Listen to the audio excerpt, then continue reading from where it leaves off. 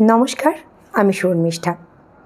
আচ্ছা, আপনারা আমাকে অনেকেই জিজ্ঞেস করছেন যে আমরা বাস্তু মানি না, আমরা অ্যাস্ট্রোলজি মানি না, তাহলে বাস্তু কি আমার বাড়িতে কাজ করবে? এক্ষেত্রে বলে রাখি, আমাদের শরীর 5টা তত্ত্ব দিয়ে তৈরি। আমরা সেটা প্রত্যেকেই জানি: অগ্নি, বায়ু, জল, পৃথ্বী আর আকাশ।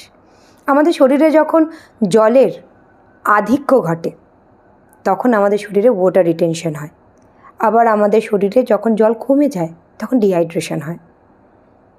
আবার আমরা যে বাড়িতে থাকি সেই বাড়িটাতেও 5টা তত্ত্ব রয়েছে। এই সেম 5টা তত্ত্ব। আপনার বাড়ির উত্তর দিকে রয়েছে জল তত্ত্ব, আপনার বাড়ির দক্ষিণ পশ্চিম দিকে রয়েছে পৃথ্বী তত্ত্ব।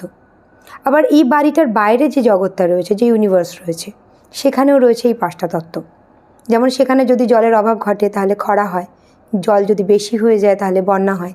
তার প্রত্যক্ষ এবং পরোক্ষ প্রভাব আমাদের প্রত্যেকের উপরেই পড়ে।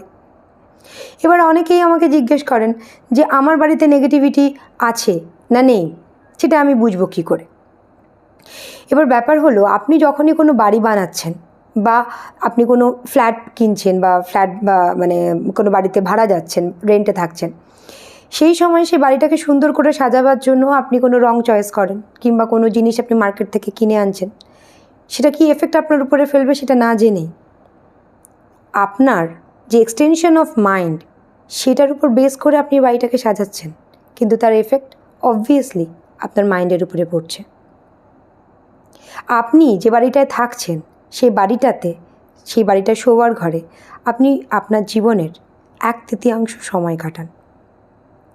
তাহলে সেই জায়গাটা, সেই বাস্তু, সেই বাড়ি কিংবা আপনার শোয়ার জায়গাটার এফেক্ট, প্রত্যক্ষ এবং পরোক্ষ এফেক্ট আপনার উপর পড়তে বাধ্য। আপনি যদি বাস্তু ঠিক করেন তাহলে আপনার এই এফেক্টটা, সুন্দর এফেক্ট আপনার উপরে পড়বে। আর আপনি যেরকম চালাচ্ছেন যদি সেরকমই চলে, তাহলে যেরকম এফেক্ট আপনার উপর পড়ছে প্রত্যক্ষ বা পরোক্ষ, সেরকমই পড়তে থাকবে।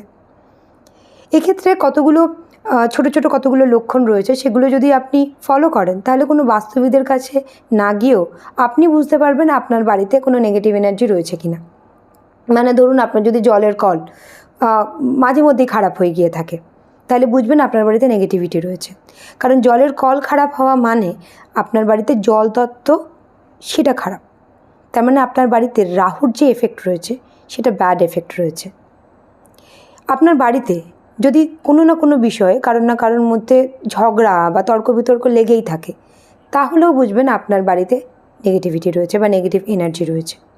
আর 3 নম্বর হলো, যদি কারণে বা অকারণে আপনার বাড়িতে কখনো না কখনো আপনি কোনো দুর্গন্ধ পান বা কোনো এমন ব্যক্তি সে যখন ঘরে আসছে তারপরে আপনি একটা ওই দুর্গন্ধ ফিল করছেন, তাহলেও বুঝবেন আপনার বাড়িতে নেগেটিভ এফেক্ট প্রবেশ করলো বা নেগেটিভ এফেক্টের প্রভাব বৃদ্ধিপ্রাপ্ত হলো।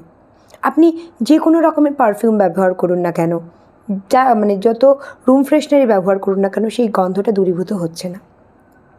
এক্ষেত্রে উপায় হলো, প্রত্যেক সপ্তাহের শনিবার একটা ফিটকিরি নেবেন এবং এই ফিটকিরিটা আপনার মেন ডোরের সামনে যে ডোর ম্যাটটা রয়েছে, যদি না থাকে তাহলে লাগিয়ে নেবেন, তার নিচে রেখে দেবেন। প্রত্যেক সপ্তাহ শনিবার দিনকে সেটা চেঞ্জ করবেন। ফিটকিরি খুব ভালো নেগেটিভ এফেক্ট অ্যাবজর্ব করে। 2 নম্বর নেগেটিভ এফেক্ট অ্যাবজর্ব করার একটা খুব সুন্দর উপায় হলো জল। আপনার বাড়ির যে মেন ডোর রয়েছে সেই মেন ডোরের দিকে পিছন করে দাঁড়াবেন। আপনার লেফট হ্যান্ড সাইডটা যেদিকে পড়বে সেই দিকে গ্রিন কালারের কোনো জার বা কোনো গ্লাসের মধ্যে জল নিয়ে সেই দিকটা রেখে দেবেন, যাতে কেউ দেখতে না পায়, সেভাবেই রাখবেন। এটা প্রত্যেক দিন করবেন। প্রত্যেক দিন সকালবেলা ওই জলটা আপনি গাছের গোড়ায় দিয়ে পরে আবার সেই গ্লাসটা বা জারটা আপনি ভর্তি করে ওই জায়গায় রেখে দেবেন। এবং 3 নম্বর হলো, আপনার বাড়িতে যে মা লক্ষ্মীকে পরানোর জন্য যে সিঁদুর রয়েছে, সেই সিঁদুর কৌটো থেকে সিঁদুরের ফোঁটা নিয়ে 9টা ফোঁটা আপনি আপনার বাড়ির মেন ডোরের মাথার উপরে আপনি রাখবেন এবং সেটা প্রত্যেক সপ্তাহে শুক্রবার করে করবেন।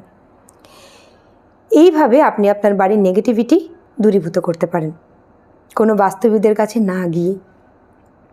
আর সর্বোপরি একটা কথা বলি, আপনারা বিশ্বাস করুন আর না করুন, এমন তো নয় আমরা যে জিনিসটা বিশ্বাস করি না সেই জিনিসটার অস্তিত্ব পৃথিবীর বুকে নেই। অনেকে ঈশ্বর বিশ্বাস করেন না, তা বলে কি ঈশ্বর পৃথিবীতে নেই? এই সংক্রান্ত আরও যদি কোনো প্রশ্ন থাকে আপনারা আমাকে কমেন্ট বক্সে কমেন্ট করতে পারেন, আর আমার হোয়াটসঅ্যাপ নাম্বারে অবশ্যই করে হোয়াটসঅ্যাপ করতে পারেন, এবং আমার মেল আইডিতেও আমাকে মেল করে আপনাদের গুরুত্বপূর্ণ মতামত জানাতে পারেন। আমার হোয়াটসঅ্যাপ নাম্বার হলো 9230668646, আর আমার মেল আইডি হলো shormishtanakundu@gmail.com। এরপর খুব তাড়াতাড়ি দেখা হবে নতুন একটা ব্লগে। আপনারা প্রত্যেকে ভালো থাকবেন, সুস্থ থাকবেন। নমস্কার।